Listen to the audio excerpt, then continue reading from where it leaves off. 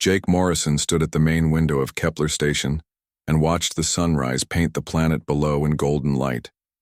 The mining colony had been his home for 3 years now, and he loved every day of it.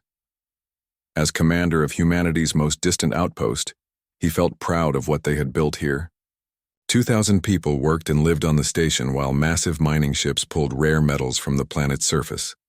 It was hard work, but good work, and Jake knew they were making history. Lisa Parker walked up beside him, carrying her morning coffee and a data pad full of engineering reports. She had been the station's chief engineer since the beginning, and Jake trusted her more than anyone else in the crew. Her short brown hair was always messy from crawling through maintenance tunnels, but her mind was sharp as a laser cutter. She looked tired this morning, which worried Jake because Lisa never got tired. "The fusion reactors are running hot again," she said, without looking up from her pad. "I need to shut down reactor 3 for maintenance or we might have real problems." Jake nodded and sipped his own coffee. The reactors had been giving them trouble for months now, but replacement parts took 6 months to arrive from Earth. Everything out here had to be fixed with spare parts and clever thinking. That was just life on the frontier, and most days Jake enjoyed the challenge. Tony Rodriguez appeared from the security office with his usual serious expression. As head of station security, Tony took his job very seriously, even though Kepler Station had never seen any real trouble. The worst incident in 3 years had been a bar fight between mining crews, and Tony had handled that with his usual calm efficiency. He was a big man with gentle eyes, but Jake knew Tony could be dangerous when needed. "Morning, boss," Tony said to Jake. "All quiet on the night shift. The mining crews are heading out to Sector 7 today and should be back by evening. Weather looks good and the ships are running clean." Jake smiled at his 2 best friends and felt grateful for their friendship. Running a deep space station was lonely work, but Lisa and Tony made it feel like home. The 3 of them had built something special here at Kepler Station, and Jake hoped they could keep building for years to come. The first sign of trouble came from the long-range sensors. Betty Walsh in communications picked up the strange readings and called Jake to the control center. She was young and new to space work, but she had good instincts and Jake trusted her judgment. Her voice was worried when she called over the intercom. "Commander Morrison, please report to communications immediately," she said. "We have unknown contacts on the outer sensors." Jake ran to the control center with Lisa and Tony close behind. Betty was staring at her screens with confusion and fear. The sensor display showed 12 large objects moving toward Kepler Station at impossible speed. They were still 3 hours away, but approaching fast, and they were big. Much bigger than any human ship Jake had ever seen. "Are you sure these readings are correct?" Jake asked Betty. "Could it be a sensor malfunction?" Betty shook her head and pointed at the display. "I ran diagnostics twice, Commander. These contacts are real, and they are not broadcasting any identification signals. They are not responding to our hails either." Lisa studied the sensor data and her face went pale. "Jake, these ships are huge. The largest one is 3 times bigger than our station, and look at their speed. Nothing human can move that fast." Tony was already thinking about security. "I need to get our people ready. If these are hostile, we do not have much time."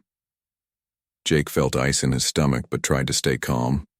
As commander, he needed to think clearly and make good decisions. He looked at the approaching fleet on the sensors and tried to understand what was happening. Humanity had never made contact with alien life, but everyone knew this day might come. Jake had hoped it would be peaceful contact, but the silence from these ships worried him. "Betty, send a priority message to Earth," Jake ordered. "Tell them we have unknown alien contacts approaching Kepler Station. Send all our sensor data and keep transmitting until I tell you to stop." Betty's hands flew over her controls as she composed the message. It would take the signal 6 hours to reach Earth, but Jake needed to warn them about what was happening. If these aliens were hostile, Earth needed to know about it. The alien fleet dropped out of hyperspace just outside the Kepler system, with a flash of blue light that lit up every sensor on the station. Jake had never seen ships like these before. They were made of some kind of crystal that seemed to bend light around them. Beautiful and terrible at the same time, they moved with grace that no human ship could match. Lisa grabbed Jake's arm as they watched the aliens approach. "They are scanning us," she said quietly. I can see the energy patterns on my instruments. They know everything about our station now. The largest alien ship moved closer, and suddenly the station's lights flickered. Every computer screen went dark for a moment before coming back online. Jake realized the aliens had just demonstrated their power. They could shut down Kepler Station whenever they wanted. A voice came over the station's communication system. It spoke perfect English but with strange musical tones that made Jake's skin crawl. Primitive humans, you will listen carefully. You have invaded territory that belongs to the Zephyrian Empire. Your presence here is not permitted. Jake grabbed the microphone and tried to sound confident. This is Commander Jake Morrison of Kepler Station. We come in peace and claim this system under human colonial law. We mean you no harm. The alien voice laughed and it sounded like breaking glass. Your laws mean nothing to us human. You have 30 of your days to remove all human presence from the outer territories. If you refuse, we will remove you ourselves. The transmission ended, and Jake stared at the alien fleet surrounding his station. 12 massive warships hung in space like predators waiting to strike. He knew Kepler Station had no real weapons and no way to fight these creatures. All he could do was try to save his people. Lisa, start evacuation procedures, he ordered. Get everyone to the escape, pods and shuttles. Tony, help coordinate the evacuation. We need to get people out of here now. The attack began without warning. Beams of blue energy lanced out from the alien ships and cut through Kepler Station's hull like it was made of paper. Atmosphere rushed out into space and emergency alarms screamed throughout the station. Jake felt the deck plates shake under his feet as the aliens tore his home apart. The emergency session of the Global Defense Council began at dawn in Geneva. Representatives from every nation on Earth sat around the massive table, while holographic displays showed the destruction of Kepler Station over and over again. President Carol Hayes of the United States stood at the head of the table with her face set in hard lines. She had been awake for 36 hours since the first distress signal arrived from the outer rim. Admiral Ben Carter presented the intelligence. They had gathered from the few survivors who escaped Kepler Station. His weathered face showed the strain of command as he explained what humanity now faced. The enemy called themselves Zephyrians, and they possessed technology far beyond human understanding. Their ships moved faster than anything humanity had ever built, and their weapons could slice through steel like butter. The survivors report that the aliens gave us 30 days to evacuate all Outer Rim territories, Admiral Carter said to the assembled leaders. That includes our mining operations at Wolf 359, our research station at Proxima Centauri, and the new colony ships heading to the Tau Ceti system.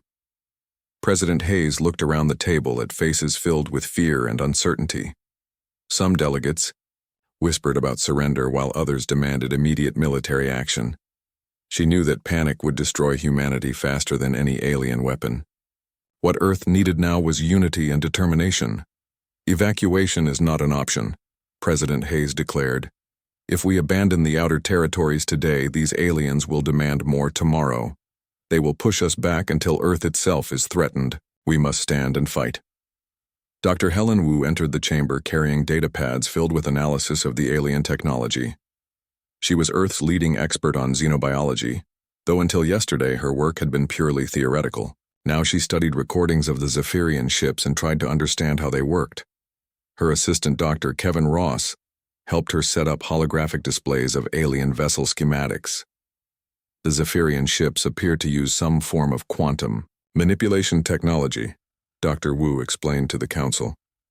Their hulls are made of crystalline structures that can absorb and redirect energy. This makes them nearly invisible to our sensors and almost immune to conventional weapons. General Rick Stone leaned forward in his chair. He commanded Earth's small but elite space force and knew better than anyone how outmatched humanity was. Doctor, are you saying our weapons cannot hurt these aliens at all? Dr. Wu studied her data before answering. Not exactly, General. Their shields are powerful, but they seem to rely on quantum resonance fields. If we could disrupt those fields, we might be able to penetrate their defenses. The problem is we do not have weapons designed for quantum warfare. Admiral Carter stood and walked to the main display. Then we will have to build them. How long would it take to develop weapons that could fight these Zephyrians? Under normal circumstances, it would take years, Dr. Wu replied. But if every scientist on Earth worked together and we had unlimited resources, we might be able to create something in weeks. President Hayes nodded firmly. Then that is what we will do. As of this moment, every defense contractor, every university, and every research facility on Earth is now part of the war effort. Money is no object. Dr. Wu will coordinate all scientific research while Admiral Carter handles military preparations. The transformation of Earth began immediately. Factories that made cars started producing missile components instead. Universities canceled classes and turned their labs into weapons research centers. Mining companies diverted their operations to extract rare metals needed for advanced electronics. Humanity moved with purpose and speed that surprised even their leaders. Dr. Wu established her headquarters at the International Space Research Center in Colorado. Scientists from around the world arrived daily to join her team. Dr. Ross became her second in command, while brilliant minds like Dr. Kim Park from Seoul and Dr. Mario Silva from Sao Paulo brought their expertise to the project. They worked 20-hour days trying to understand alien technology from fragments of data. The breakthrough came from an unexpected source. Professor Carl Wright at MIT had been studying quantum entanglement for peaceful energy production. His research showed how quantum fields could be disrupted by specific electromagnetic frequencies. When Dr. Wu saw his work, she realized it might be the key to fighting Zephyrian shields. If we can generate the right frequency, we might be able to create quantum interference, she explained to Admiral Carter during a late-night briefing. It would be like jamming their shields but using quantum mechanics instead of radio waves. Admiral Carter studied the technical specifications with tired eyes. Can we mount these quantum jammers on our ships, Doctor? The technology is crude. But yes, Dr. Wu replied. We could retrofit our existing fleet with quantum disruptor arrays. They would not be as elegant as Zephyrian technology, but they might work. Meanwhile, General Stone coordinated the military buildup with characteristic efficiency. Earth's space fleet consisted of only 47 combat-capable vessels, but hundreds of cargo ships and mining vessels could be converted to military use. Civilian contractors worked around the clock installing weapons and armor on ships, never designed for war. Captain Roy Jensen supervised the conversion of mining vessels at Luna Shipyard. His experience with asteroid mining made him valuable for understanding how civilian ships could be weaponized. Heavy mining lasers could be modified to fire in combat, and cargo holds could carry missiles. The converted ships would never match purpose-built warships, but they would give humanity more firepower. Commander Nina Brooks led a team developing stealth technology based on observations of Zephyrian ships. By studying how alien hulls bent light around them, her team created crude but effective cloaking systems for small vessels. Stealth frigates could carry quantum disruptors close to enemy ships without being detected until it was too late. The clock was ticking as Earth prepared for war. Every day brought humanity closer to the 30-day deadline, while alien scout ships appeared throughout the outer territories. The Zephyrians seemed content to wait and watch as humans scrambled to prepare their defenses. Perhaps they enjoyed the fear they had created, or maybe they were simply curious to see what these primitive creatures would try to do. 3 weeks into the preparation, Admiral Carter called President Hayes with disturbing news. Madam President, our long-range sensors have detected a massive alien fleet gathering in the Centauri system. At least 60 ships, including vessels much larger than anything we saw at Kepler Station. President Hayes felt her stomach drop, but kept her voice steady. How long until they reach the inner system, Admiral? Best estimate is 7 days, ma'am. They seem to be taking their time and building up their forces. Intelligence suggests they plan to attack Luna Base first, as a demonstration of power. Then, Luna Base is where we make our stand, President Hayes declared. Deploy every ship we have, Admiral. If these aliens want to fight, we will give them one they will never forget. The final preparations began as Earth's hastily assembled fleet moved toward Luna Base. Dr. Wu worked frantically to complete the quantum disruptor systems while General Stone positioned planetary defense networks throughout the solar system.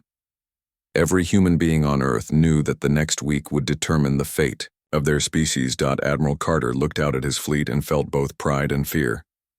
The ships were not beautiful like the alien vessels, but they carried something the Zephyrians did not understand: human determination and the willingness to fight for survival against impossible odds. The aliens had started this war, but humanity would finish it. Admiral Ben Carter stood on the bridge of his flagship watching the Zephyrian fleet emerge from hyperspace, like ghosts materializing from the void. 60 alien vessels arranged themselves in perfect formation, 3 million kilometers from Luna base. Their crystalline hulls caught the light of the sun and reflected it in patterns that hurt human eyes to look at directly. Carter had seen the recordings from Kepler Station, but experiencing the alien presence firsthand was different. These ships radiated power and confidence that made his own fleet look like toys. The human fleet waited in defensive positions around Luna base with every weapon powered and every crew at battle stations. Carter commanded 43 warships and over 200 converted civilian vessels. The numbers looked impressive on paper, but he knew most of his ships were held together with spare parts and determination. His crews had trained for 3 weeks while the enemy had mastered space warfare for thousands of years.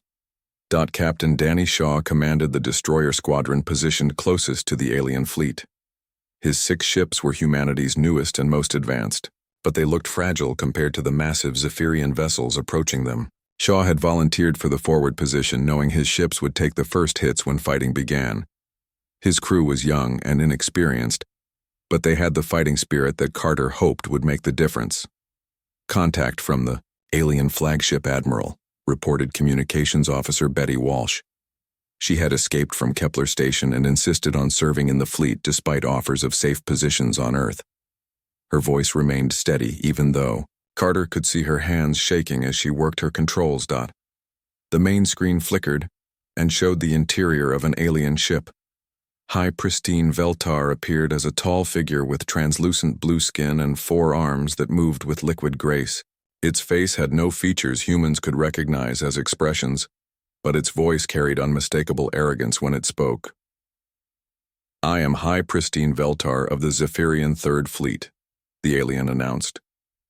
"Your 30 days have expired and you have not withdrawn from our territories.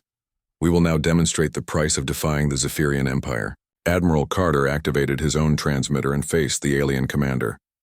"This is Admiral Carter of the Earth Defense Force. These territories belong to humanity and we will defend them. You attacked our peaceful colony without provocation. We are prepared to fight."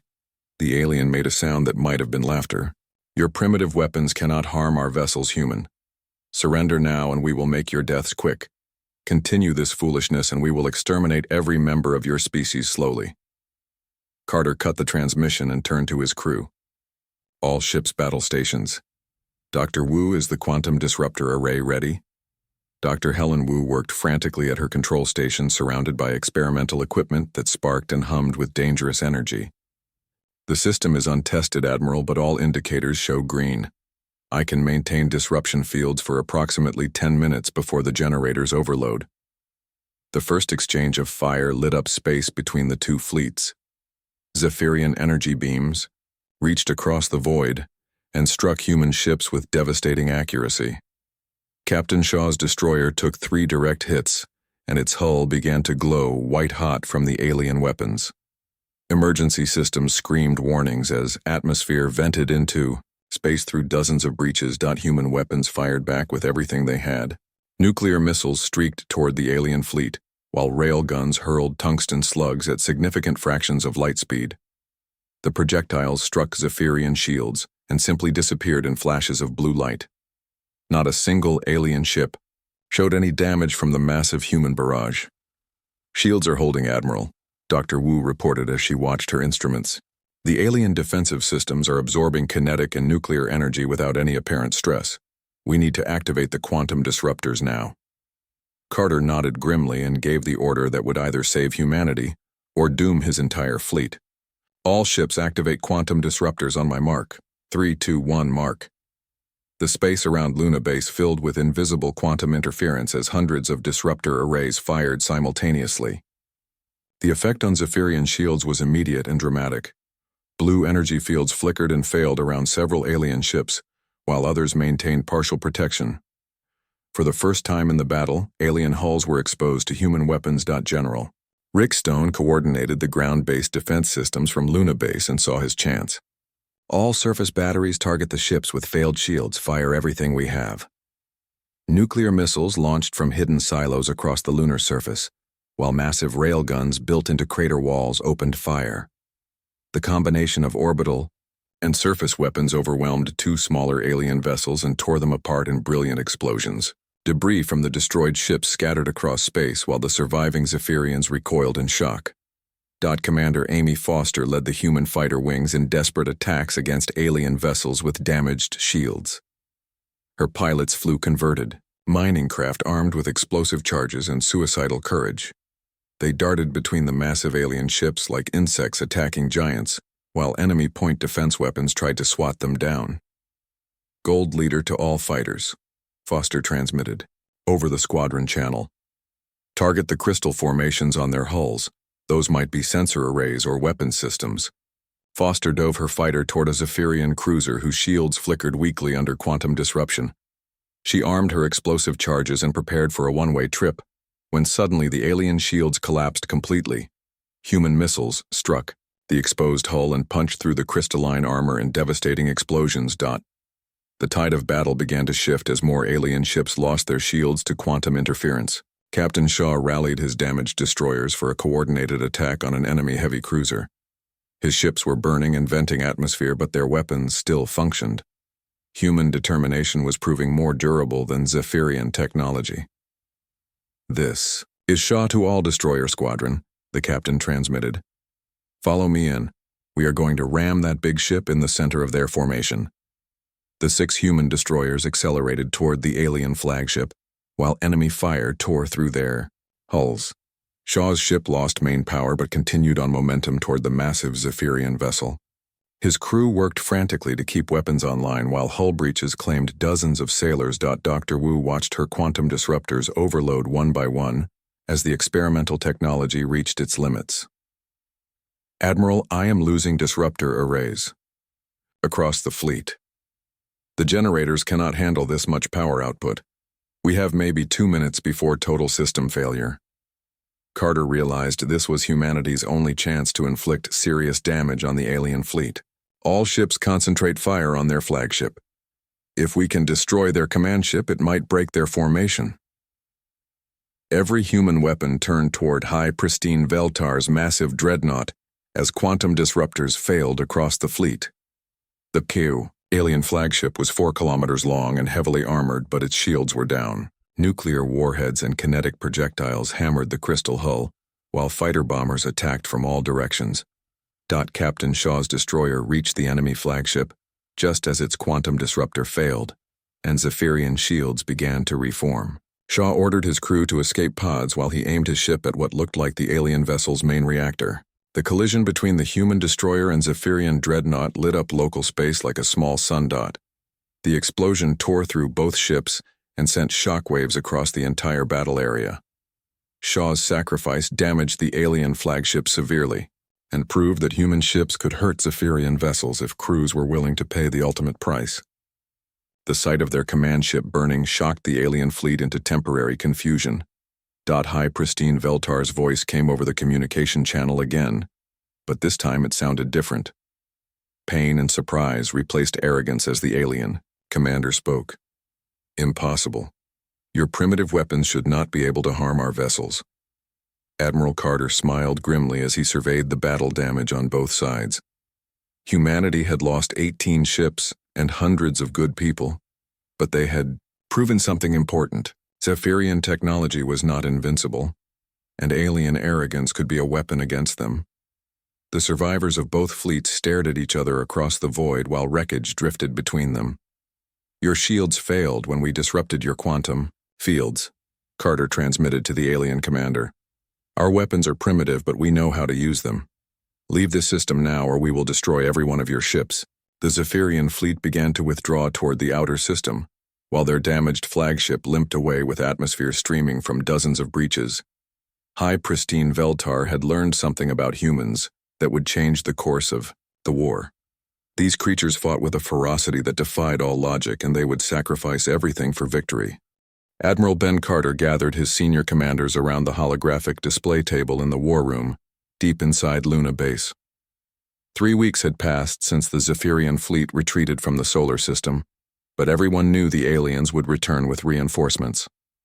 Intelligence reports suggested they were gathering a massive force in the Centauri system, while humanity struggled to repair damaged ships and replace lost crews.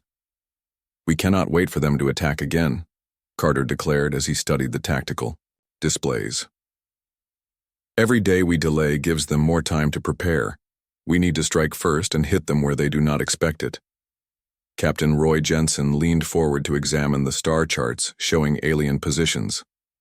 His mining ships had performed better than expected during the Luna Base battle, and Carter was promoting him to lead the new assault fleet.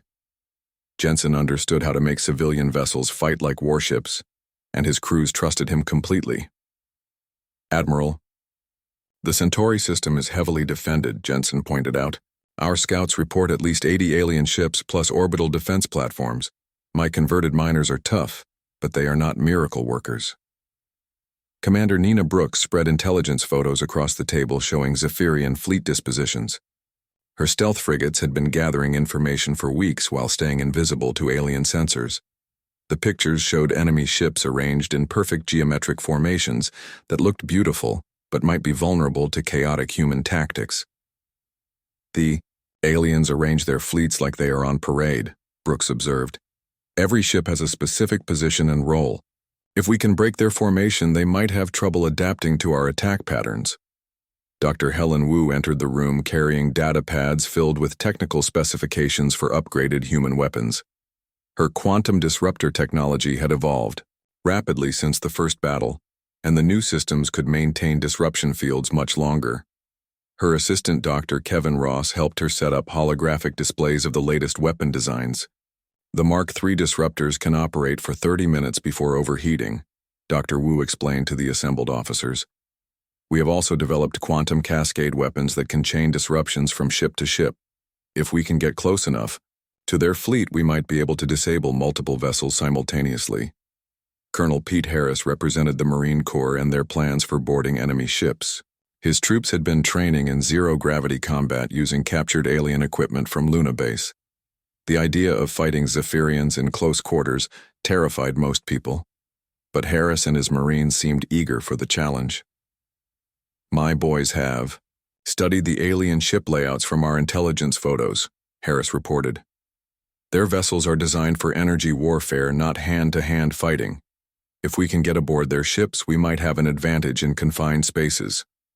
Admiral Carter nodded as he listened to his commanders present their ideas. Operation Boomerang was taking shape as a desperate gamble that could either cripple the alien fleet or result in the destruction of humanity's remaining space forces. The plan relied on surprise, confusion, and the willingness of human crews to take enormous risks. "We leave in 72 hours, Carter announced. "Captain Jensen will command the main assault force while Commander Brooks provides stealth support. Colonel Harris will lead boarding operations against high-value targets. Dr. Wu will coordinate quantum weapons from the command ship." The human fleet that departed Earth 3 days later looked nothing like the neat formations preferred by Zephyrian commanders. Converted mining ships flew alongside purpose-built destroyers, while stealth frigates remained invisible among the asteroids. The entire force numbered 130 vessels, but many were civilian craft held together with hope and determination. Jensen commanded from the bridge of his converted ore hauler, which had been renamed the Earthbreaker. His crew was a mixture of miners, engineers, and volunteers who had never seen combat before Luna Base. The ship's cargo holds were packed with nuclear missiles, while mining lasers had been upgraded to military specifications. The journey to Centauri took 6 days through hyperspace with the fleet spread across multiple jump points to avoid detection. Brooks's stealth ships arrived first and confirmed that the alien fleet was positioned exactly as intelligence had predicted. 87 Zephyrian vessels waited in high orbit above Centauri Prime, while construction platforms built new ships in the outer system. "All ships, this is Jensen," the captain transmitted as the human fleet dropped out of hyperspace at the edge of the system. "Execute Attack Plan Alpha. Hit them hard and hit them fast." The assault began with Brooks's stealth frigates launching. quantum cascade weapons at the alien fleet's outer perimeter. The invisible warheads detonated inside Zephyrian shield generators and created chain reactions that disabled entire squadrons. Alien ships found themselves suddenly vulnerable to human weapons as their defensive systems failed across multiple vessels. Jensen led the main attack through the asteroid belt, using mining tactics that confused alien sensors. His ships appeared and disappeared among the space rocks while firing missiles and kinetic weapons at targets of opportunity. The chaotic human approach completely disrupted Zephyrian battle plans as enemy commanders struggled to track multiple threats.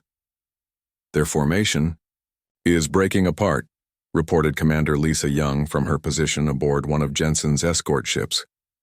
The aliens do not know how to handle our attack pattern. They keep trying to reform their neat lines while we hit them from all directions. The battle reached its climax when Colonel Harris led marine assault shuttles toward the Zephyrian flagship. The massive alien vessel was 4 times larger than any human ship, but it was designed for long-range energy combat. Harris and his Marines crashed through the crystal hull using shaped charges while the ship's shields were down from quantum disruption. Fighting inside the alien ship was brutal and desperate, as human Marines battled Zephyrian defenders in narrow corridors. The aliens were taller and stronger than humans, but they had no experience with close combat. Harris and his troops used grenades and assault rifles to clear their way toward the bridge while enemy energy weapons scorched the walls around them. "This is Harris to all Marine units," the colonel transmitted over suit radio. "We have reached the command center, beginning data extraction procedures now." The information Harris retrieved from the alien flagship changed everything humanity knew about their enemy. The Zephyrian Empire controlled thousands of star systems, but most of their subject species had surrendered after token resistance.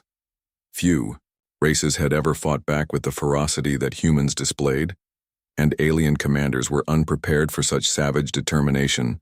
Dr. Wu analyzed the captured data while the battle continued around them. "Admiral, these aliens rule through technological intimidation," she reported excitedly. "Most species surrender when they see Zephyrian ships because they assume resistance is hopeless. We are the first race to keep fighting after losing the initial battles." The psychological impact of the human raid spread throughout the Zephyrian fleet as their flagship burned and their formations collapsed. High pristine Veltar had been captured during the marine assault, and other alien commanders were too shocked to coordinate an effective response. Their perfect ships and superior technology meant nothing against enemies who refused to surrender. Captain Jensen pressed his advantage by targeting alien construction facilities in the outer system. His mining ships used their industrial equipment to tear apart enemy shipyards while fighter squadrons hunted down fleeing alien vessels. The Zephyrians had never faced an enemy that turned civilian equipment into weapons of war. "All human ships, this is Admiral Carter," came the transmission from the command vessel. "Intelligence reports indicate alien reinforcements are en route from the core systems. Begin withdrawal procedures immediately." The human fleet had accomplished more than anyone had dared hope. 23 Zephyrian ships were destroyed, and their main staging area was in ruins. The aliens had lost face among their subject species, and other races were beginning to question Zephyrian invincibility. Most importantly, humanity had captured high pristine Veltar and access to alien technology. Jensen watched the Zephyrian fleet retreat toward their home territories, while his own ships prepared for the jump back to Earth.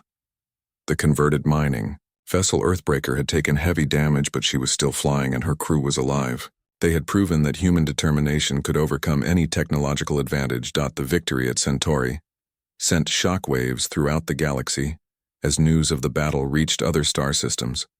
For the first time in centuries, a species had defeated Zephyrian forces in open combat and captured one of their high commanders.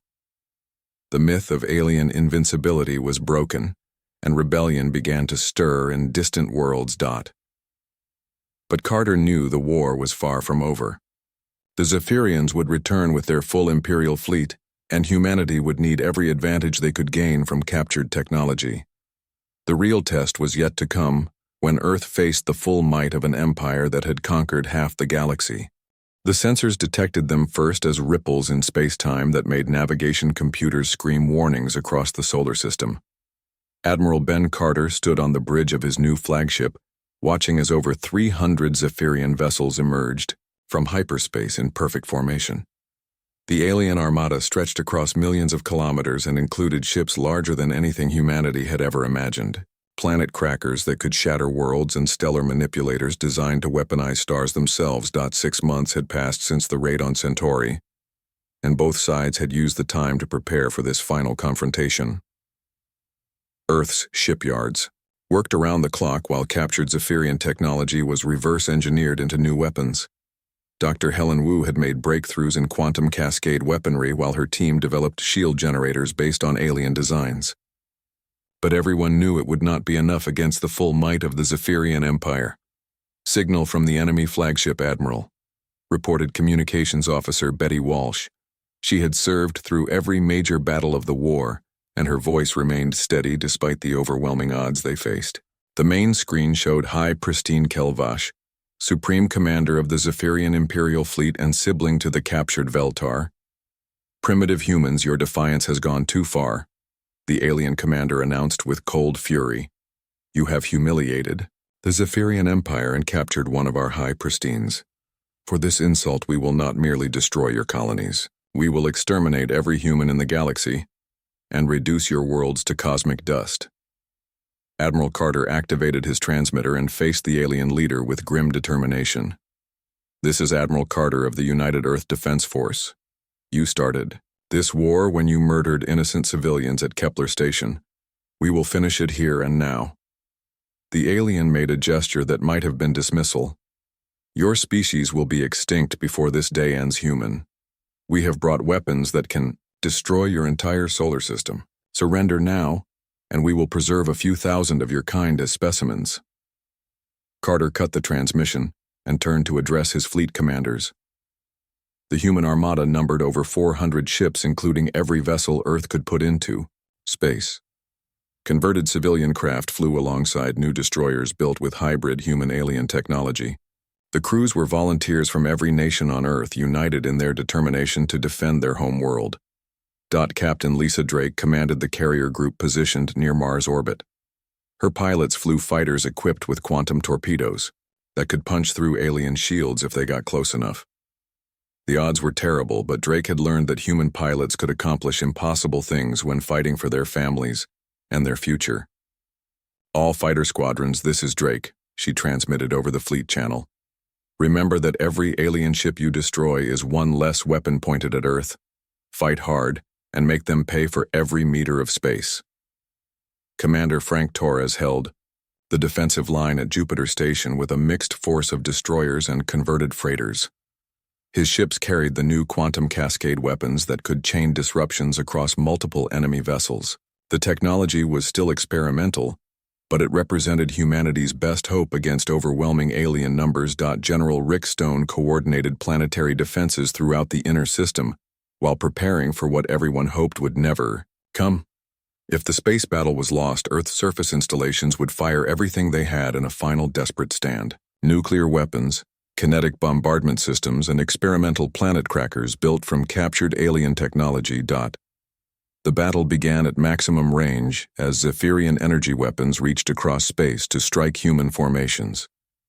But this time, the aliens found their targets protected by hybrid shield generators that could absorb and redirect some of their attack energy. Human ships took damage, but they did not die instantly under the alien barrage. Human weapons fired back with nuclear missiles and quantum torpedoes, while railguns hurled tungsten slugs at relativistic speeds. The projectiles struck alien shields, and this time some of them penetrated to damage enemy hulls. Dr. W's improvements to quantum cascade technology created chain reactions that disabled multiple Zephyrian ships simultaneously. "Alien casualties confirmed," reported Dr. Wu from her position aboard the command ship. "The quantum cascades are working better than projected. We are actually hurting them, Admiral." But the Zephyrian fleet was too large to be stopped by conventional tactics. For every alien ship destroyed, 2 more took its place while planet cracker weapons began charging their main batteries. The massive vessels could destroy entire worlds with focused stellar energy, and they were preparing to demonstrate this power. On Mars, Captain Drake led her fighters in a desperate attack on the nearest planet cracker, while its weapons charged. The alien vessel was over 10 kilometers long and protected by multiple shield layers, but Drake's pilots found weak points in its defenses. Quantum torpedoes detonated inside shield generators, while fighters crashed their ships into critical systems. "Gold leader to all squadrons," Drake transmitted as her fighter dove toward the alien superweapon. "Target the primary focusing array. If we can disrupt the stellar manipulator, we might be able to stop it from firing." The explosion when Drake's torpedo struck the focusing array lit up local space like a miniature star. The planet crackers' main weapon destabilized and sent cascading energy feedback through its hull. The massive alien ship tore itself apart from within, while Drake's sacrifice saved Mars from destruction. The tide of battle shifted as more human pilots followed Drake's example and rammed their fighters into critical alien systems. Zephyrian commanders had never faced enemies who would deliberately sacrifice themselves to damage larger ships. The psychological impact of human determination began to affect alien morale as their formations wavered. Commander Torres pressed his advantage by leading his destroyer squadron in close-range attacks on alien heavy cruisers. His ships were outgunned, but they used their superior maneuverability to get inside Zephyrian weapons range. Point-blank nuclear explosions tore through alien hulls while human crews died at their posts to ensure maximum damage. "This is Torres to all destroyer units," the commander transmitted as his flagship took multiple hits. "Follow me in.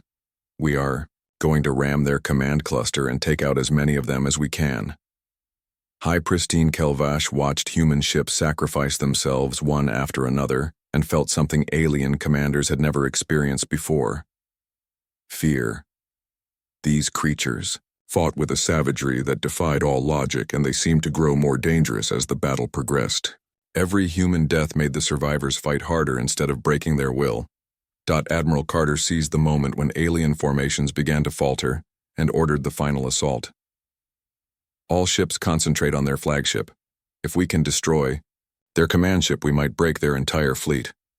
The UNSS Defiance accelerated toward the Zephyrian Imperial Dreadnought, while every weapon in the human fleet provided covering fire. Carter's flagship was the most advanced vessel humanity had ever built, but it was still tiny compared to the alien command ship. The collision between the two vessels created an explosion visible from Earth's surface. Both ships died in that final embrace, but the destruction of the Imperial flagship sent shockwaves through the entire Zephyrian armada. High Pristine Kelvash was dead, and alien commanders fought among themselves for control of the fleet. Their perfect order collapsed into chaos as human forces pressed their advantage. Dr. Wu activated the system-wide quantum cascade from her position aboard the science vessel Newton. The weapon had never been tested on such a scale, but captured alien technology made it possible to create disruption fields across multiple star systems. Every Zephyrian ship in the solar system lost its shield simultaneously, while human weapons poured fire into their exposed hulls. The battle ended with the Zephyrian fleet in full retreat toward hyperspace, while wreckage from both sides drifted throughout the solar system. Humanity had won, but the price was terrible. Admiral Carter was dead, along with hundreds of thousands of human spacers who had given their lives to defend Earth. The planet's orbital infrastructure was in ruins, and entire colonies had been evacuated. President Carol Hayes addressed the surviving human population from the emergency bunkers beneath Geneva. Her voice was steady, despite the devastation visible on every screen around her. Behind her, the lights of burning cities painted the night sky in orange and red while rescue operations continued throughout the damaged world. "We have won the greatest victory in human history," she declared to the watching billions. "The Zephyrian Empire has been defeated and Earth is safe. But this victory came at a price that we must never forget. Millions of our people died to defend our freedom, and their sacrifice will be honored forever." The war's end brought unexpected consequences as news of humanity's victory spread throughout the galaxy. Other species that had suffered under Zephyrian rule began to rebel against their alien overlords. The empire that had dominated half the galaxy for thousands of years crumbled as subject worlds declared their independence. Dr. Wu established the Human Defense Coalition, using captured alien technology and the expertise gained during the war.